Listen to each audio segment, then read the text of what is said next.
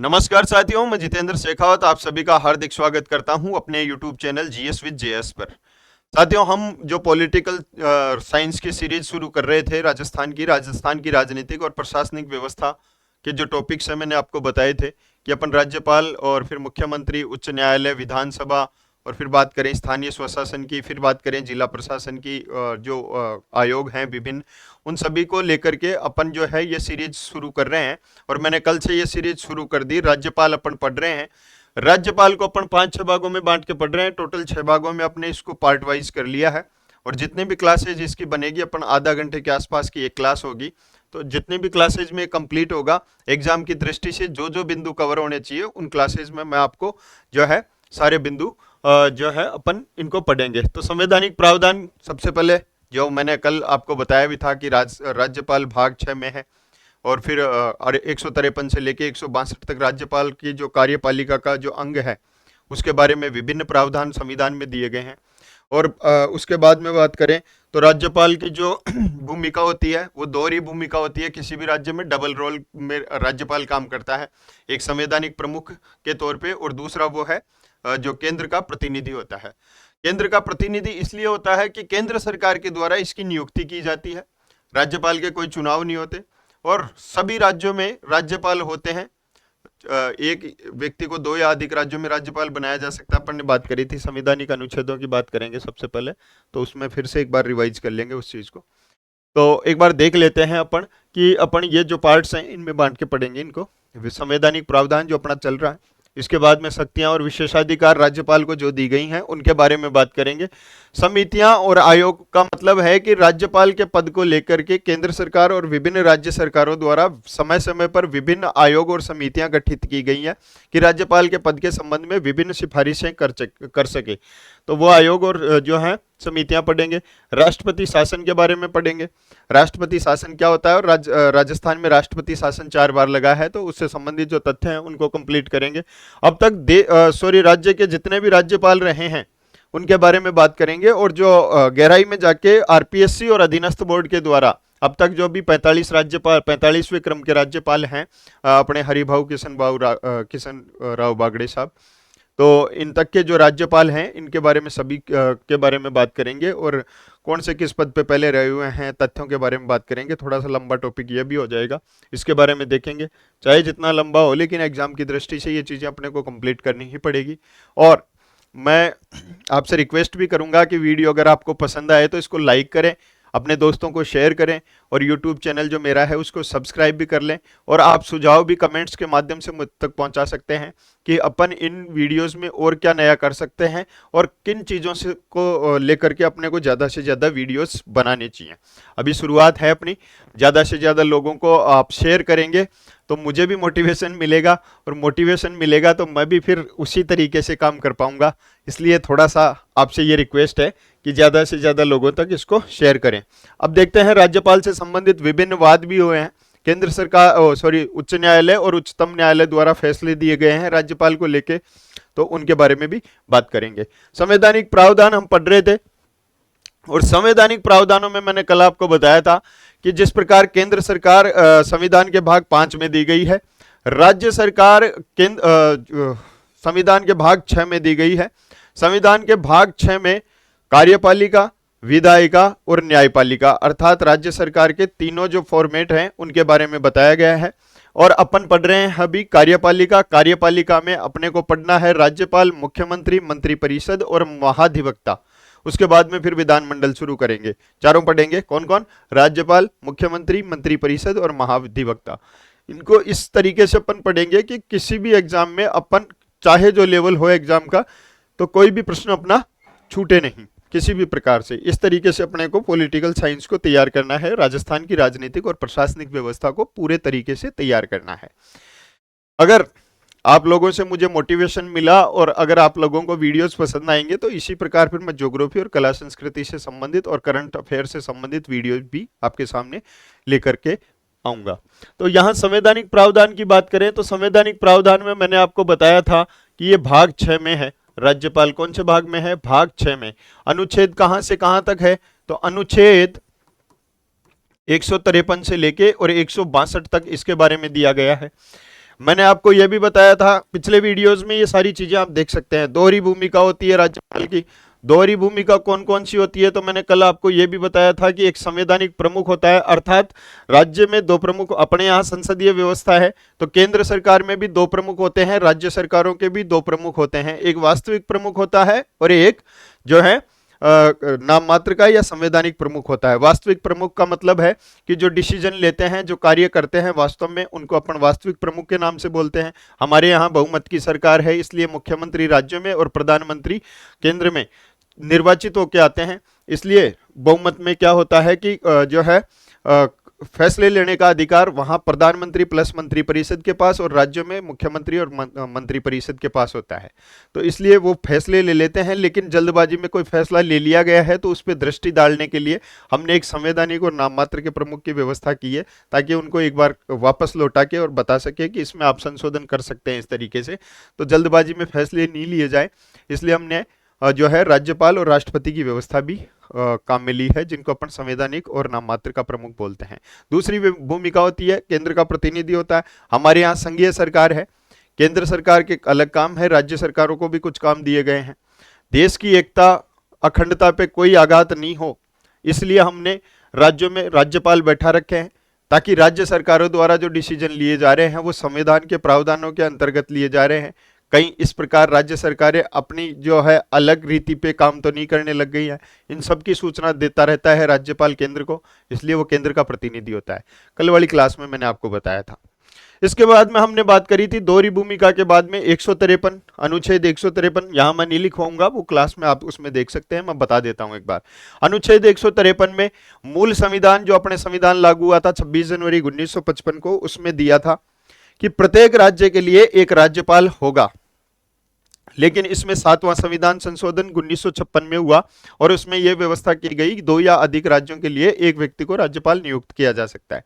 154 में क्या है, 154 में है कि समस्त कार्यपालिका शक्तियां राज्यपाल में निहित होगी, जिनका प्रयोग, सारी कार्यपालिका शक्तियां मतलब जितने भी काम होंगे राज्यपाल के नाम से होंगे, जिनका प्रयोग वह या तो स्वयं करेगा या फिर अपने अधीनस्थों के माध्यम से करेगा। अधीनस्थों के माध्यम से इसको अपन शक्तियां और विशेषाधिकार पढ़ेंगे, तब देखेंगे कि राज्यपाल के पास कितनी पावर है और मुख्यमंत्री के पास कितनी पावर है।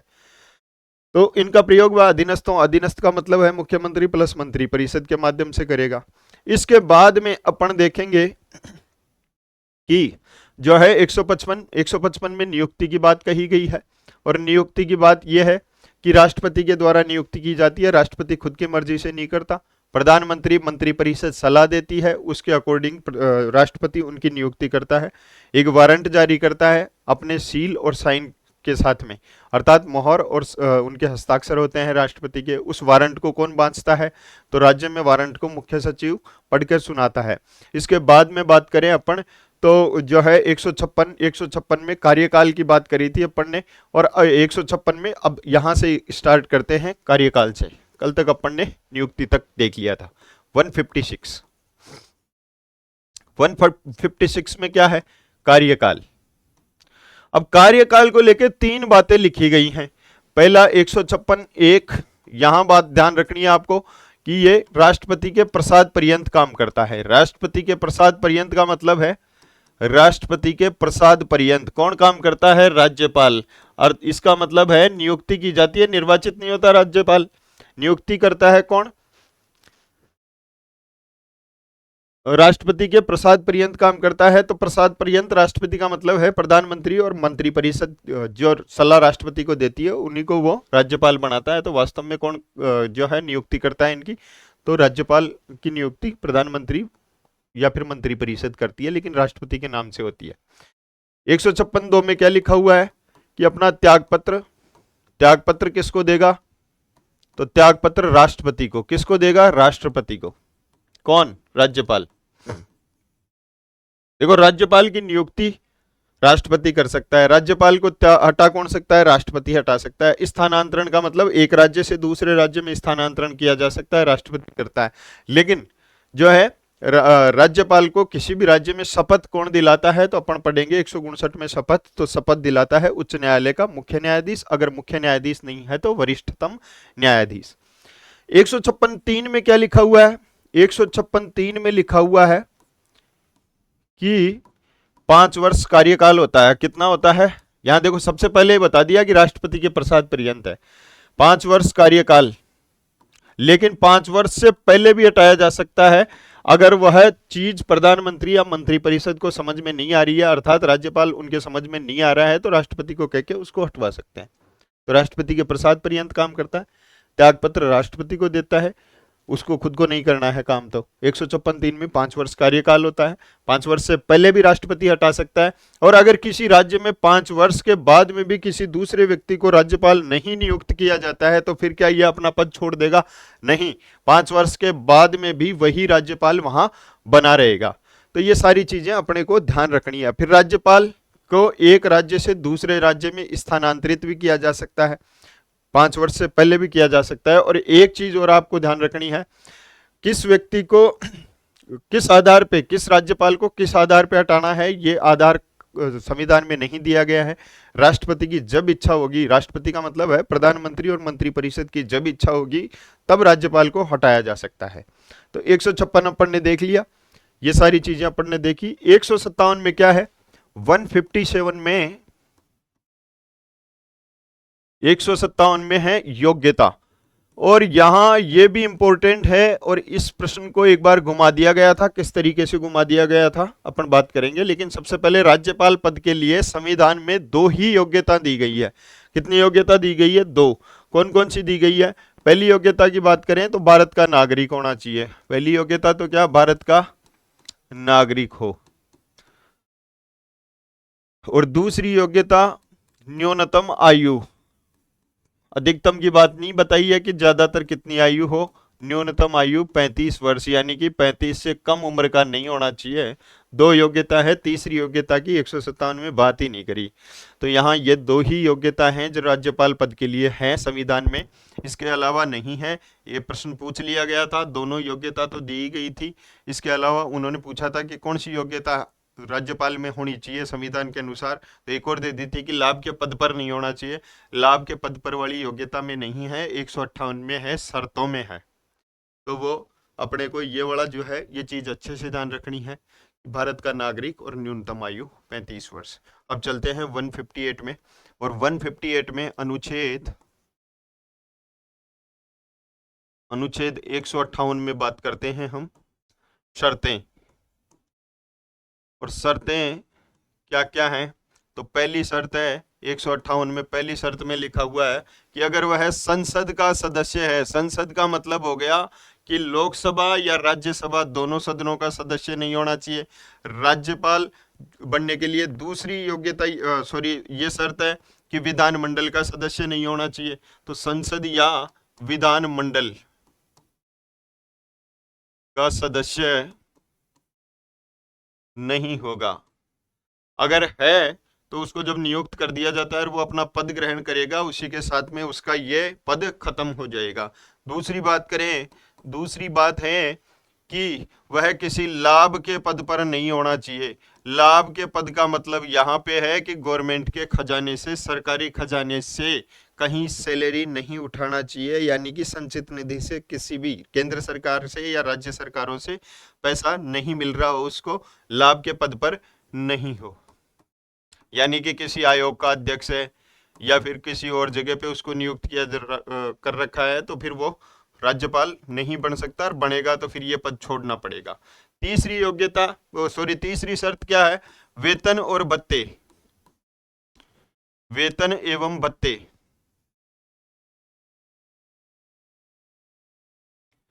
भत्ते संसद द्वारा निर्धारित। देखो, आपको ये चीज अभी तो लग रही है कि यार ये तो पड़ा हुआ है, इसमें क्या टेंशन है, लेकिन छोटी छोटी चीजों में आपको उलझा दिया जाएगा। यहाँ पूछ लिया जाए कि राज्यपाल का वेतन और भत्ता कौन निर्धारित करता है? विधानमंडल निर्धारित करता है, राज्यपाल मुख्यमंत्री निर्धारित करता है, प्रधानमंत्री निर्धारित करता है, राष्ट्रपति निर्धारित करता है, संसद निर्धारित करती है। तो आपको ध्यान रखना है संसद द्वारा इनके वेतन भत्तों का निर्धारण किया जाता है। और यहाँ एक बात और आपको ध्यान रखनी है, ये 3 क में दी गई है, और 3 क में क्या बात, और इनको आवास मिलेगा, एक आवास तो आवास भी ये 3 में दिया गया है। 3 के में एक बात लिखी हुई है कि 2 राज्यों का चार्ज है, 2 राज्यों का। अपन ने पढ़ा था ना 153 में, 153 में अपन ने देखा था कि एक व्यक्ति को 2 या अधिक राज्यों का चार्ज दिया जा सकता है, तो उसको उतना ही वेतन मिलेगा जितना एक एक जगह का जो राज्यपाल है उसको उतना ही मिल रहा है। लेकिन यहाँ किस राज्य के द्वारा कितना वेतन दिया जाएगा इसका अनुपात डिसाइड करेगा, वो कौन करेगा? वो राष्ट्रपति निर्धारित करेगा। फिर से ध्यान देना, वेतन भत्तों का निर्धारण, किस राज्यपाल का कितना वेतन होगा, ये निर्धारण संसद करती है। लेकिन एक बार संसद द्वारा जो वेतन निर्धारित कर दिया, उसके बाद में 2 राज्यों का चार्ज किसी राज्यपाल को दे दिया, तो वो वेतन जो संसद द्वारा तय किया गया है उनमें से कौन सा राज्य कितना वेतन दे। मान लो कि जैसे 3.5 लाख वेतन है और 2 राज्यों का चार्ज है, तो 3.5 तो संसद ने किया तय, लेकिन इस 3.5 में से जैसे मान लो किसी को गुजरात और जो है राजस्थान का चार्ज है, तो राष्ट्रपति तय करेगा कि ये 3.5 में से राजस्थान कितना देगा और गुजरात कितना देगा। तो ये 2 राज्यों का चार्ज, 2 राज्यों का चार्ज होने पर वेतन का अनुपात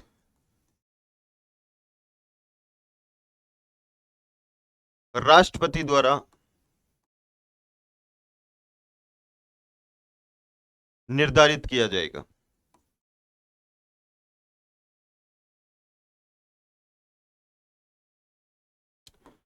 ये भी 3 में ही है। और एक चौथी और चीज आपको यहाँ ध्यान रखनी है, और चौथी बात क्या लिखी हुई है?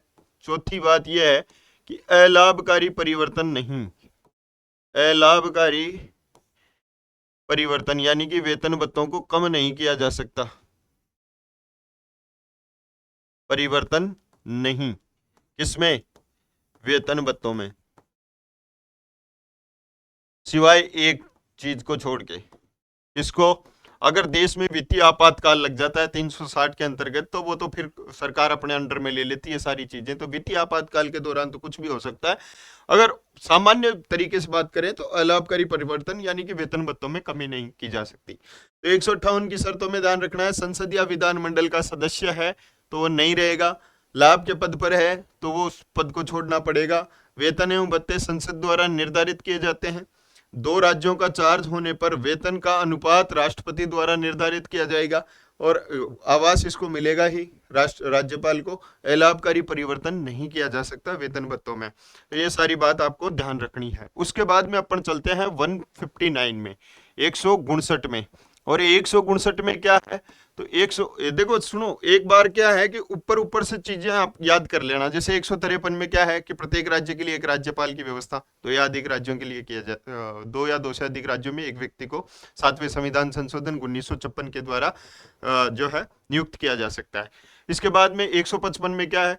तो 155 में आपको ध्यान रखना है नियुक्ति, 156 में क्या है? कार्यकाल, 157 में क्या है? योग्यता, 158 में क्या है? शर्तें, 159 में क्या है? शपथ, 160 में क्या है? आकस्मिक स्थिति में राज्यपाल के पद की जो है पद की रिक्ति को भरने के जो उपबंध है राष्ट्रपति द्वारा, किस तरीके से वो पद भरा जाएगा, इसके लिए 160 में है। 161 में समाधान की शक्तियां, 162 में राज्य की कार्यपालिका का विस्तार।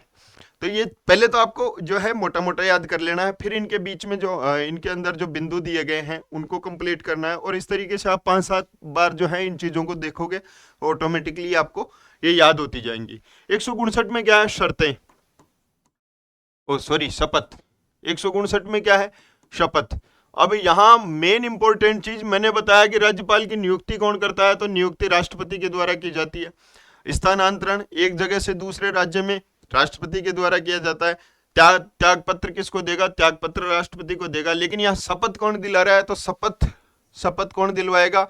उच्च न्यायालय का, उच्च न्यायालय का मुख्य न्यायाधीश, उच्च न्यायालय का मुख्य न्यायाधीश। अगर मुख्य न्यायाधीश नहीं है उस दौरान तो फिर कौन? या वरिष्ठतम न्यायाधीश। कौन? वरिष्ठतम न्यायाधीश द्वारा शपथ। इसके बाद में एक प्रश्न और पूछ लिया जाता है कि किसकी शपथ लेते हैं, तो संविधान के परिरक्षण, संरक्षण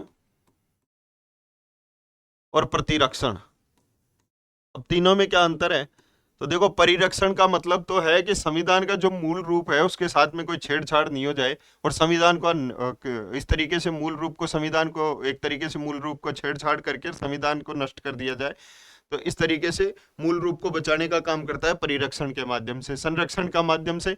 तो संविधान में जो मौलिक अधिकार, या फिर बात करें संविधान में जो अधिकार और सिद्धांत दिए गए हैं, उनकी रक्षा करने का और व्यक्तियों को ज्यादा से ज्यादा लाभ किस तरीके से मिले, इस चीज को इंश्योर करने का काम संरक्षण के माध्यम से। पहला, मूल रूप को बनाए रखना। दूसरा, उसका टिकाऊ और उसका ज्यादा से ज्यादा लाभ किस तरीके से मिले, अधिकारों का फायदा किस तरीके से मिले, और जो सिद्धांत है वो किस तरीके से बने रहें हमेशा के लिए। तो ये चीज इंश्योर करता है संरक्षण। और प्रतिरक्षण, इन फ्यूचर कोई अगर पहले से ही अवेयर रहना कि इन फ्यूचर कोई संविधान पे खतरा आने वाला है, तो उसके लिए पहले से व्यवस्था कर ली जाए, या फिर जो है केंद्र सरकार को इसके बारे में सूचना दे दी जाए। तो संविधान के परिरक्षण, संरक्षण और प्रतिरक्षण की जो है शपथ लेते हैं। तीसरी बात, संविधान जो अपने यहाँ 12 अनुसूचियां हैं, 12 में से तीसरी अनुसूची में शपथ का जो प्रारूप है उसमें राज्यपाल की शपथ का प्रारूप नहीं है। मुख्यमंत्री, मंत्रिपरिषद, मंत्री जो शपथ लेते हैं, न्यायाधीशों की, प्रधानमंत्री की, इनकी शपथ का प्रारूप है। राज्यपाल की शपथ का प्रारूप अनुसूची 3 में नहीं है। यह प्रश्न बहुत बार पूछ लिया जाता है कि राज्यपाल की शपथ का प्रारूप अनुसूची 3 में है या नहीं है। तो अनुसूची 3 में नहीं। तो आई होप आपको ये 159 भी याद रह जाएगा। फिर से बता देता हूं, 153 में क्या है, प्रत्येक राज्य के लिए एक राज्यपाल होगा, 2 या अधिक राज्यों के लिए एक राज्यपाल नियुक्त किया जा सकता है। 1956 में 7वें संविधान संशोधन के माध्यम से ये व्यवस्था की गई। 154 में क्या है, तो 154 में राज्यपाल में ही सारी कार्यपालिका शक्ति निहित होगी। 155 में क्या है, नियुक्ति। 156 में क्या है, कार्यकाल। 157 में क्या है, योग्यता। 158 में क्या है, जो है शर्तें। 159 में क्या है, तो शपथ। और 160 में आकस्मिकता में रिक्ति को भरने का जो है प्रावधान। और 161 में क्षमादान की शक्तियां। और 162 में जो क्या है, 162 में अपने राज्य की कार्यपालिका शक्ति का विस्तार। अब चलते हैं 160 में आकस्मिकता में, या फिर बोले आकस्मिक स्थिति में। आकस्मिक स्थिति का मतलब हो गया त्याग पत्र दे दिया, अचानक मृत्यु हो गई, या फिर हटा दिया गया, या फिर इसके अलावा और कोई आकस्मिकता हो गई। उस स्थिति में राज्यपाल के पद को किस तरीके से भरा जाएगा, इस चीज का डिसीजन किसके द्वारा लिया जाता है, राष्ट्रपति के द्वारा। तो राष्ट्रपति इस दौरान किस प्रकार उपबंध करेगा, उनके बारे में यह है 160 में बताया गया है। एक आकस्मिक स्थिति में राज्यपाल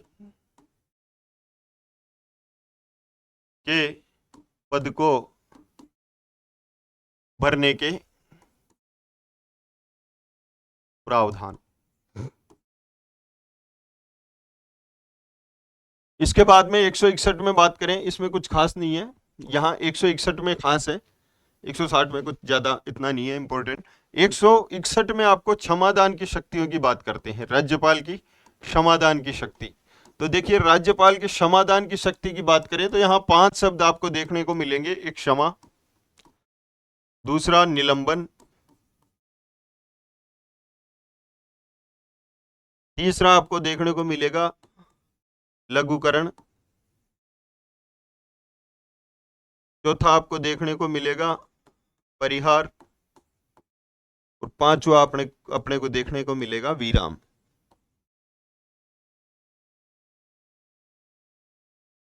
तो ये पांचों की जो है शक्तियां राज्यपाल में भी होती है, राष्ट्रपति में भी होती है। राष्ट्रपति के पास समाधान की शक्तियां पर जब पढ़ते हैं तो वो अनुच्छेद 72 में पढ़ते हैं, यहाँ 161 में पढ़ रहे हैं।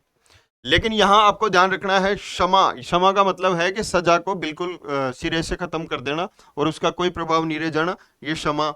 निलंबन का मतलब है सजा को कुछ समय के लिए टाल देना, ताकि वो राष्ट्रपति के पास जा सके या फिर और कोई जो कार्यवाही कर सके उसको कुछ समय के लिए जो है समय दे देना। लघुकरण का मतलब है कि सजा की प्रकृति को चेंज कर देना, इससे सजा थोड़ी आसान हो जाए। यानी कि जैसे मान लो फांसी की सजा है तो फांसी की सजा को क्या है उसमें बदल देना, उम्र कैद में या फिर कोई और अन्य सजा में उसको बदल देना। सजा की प्रकृति चेंज कर देने का मतलब है लघुकरण। परिहार, परिहार का मतलब है सजा के समय में कमी कर देना। यानी कि जैसे मान लो 15 साल की सजा है, उसको 10 साल की सजा कर देना, 10 की को 5 साल की सजा कर देना। प्रकृति चेंज नहीं करते हुए समय में जो है थोड़ा सा बदलाव कर देना या समय को कम कर देना।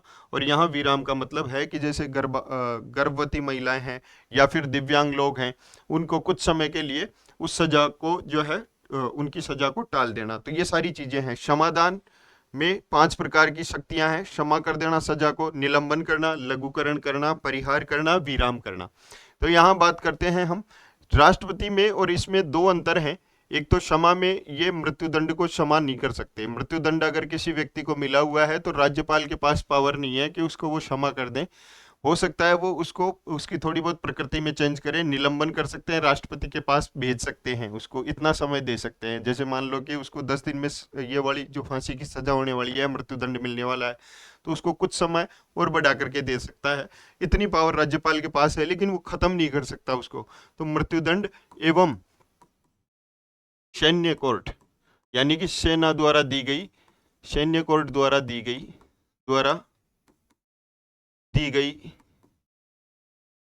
सजा को माफ नहीं कर सकता। कौन? राज्यपाल। तो ये मेरे हिसाब से आपको समझ में आ गया होगा। 161 लास्ट पढ़ लेते हैं, 162 और 162 में क्या है? तो 162 में है राज्यपालिका, राज्य की कार्यपालिका शक्ति का विस्तार। राज्य की कार्यपालिका शक्ति का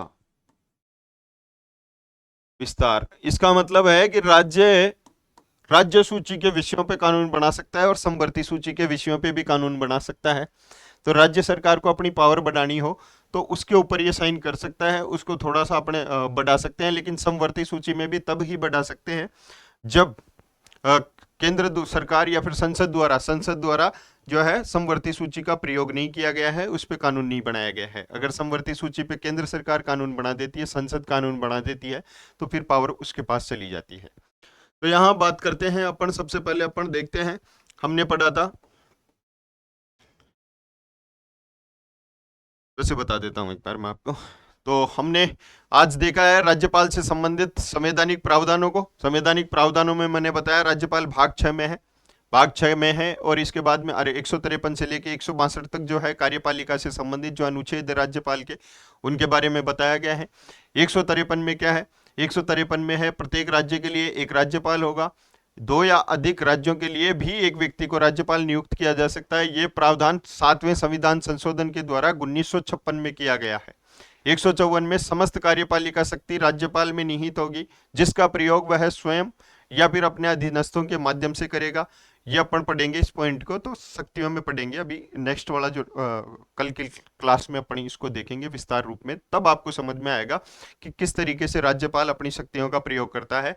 और राज्यपाल के पास में अधिक शक्तियां नहीं है, बल्कि मुख्यमंत्री और मंत्रिपरिषद के पास में वास्तव में शक्तियां हैं सारी। 155 में नियुक्ति, 156 में जो है कार्यकाल, 157 में जो है योग्यता, 158 में क्या है?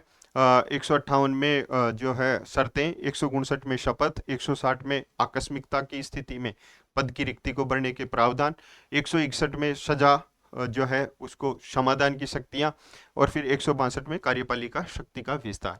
आज के लिए इतना ही। कल पढ़ेंगे अपन राज्यपाल की जो है शक्तियां और विशेषाधिकारियों के बारे में। बहुत बहुत धन्यवाद। Thank you.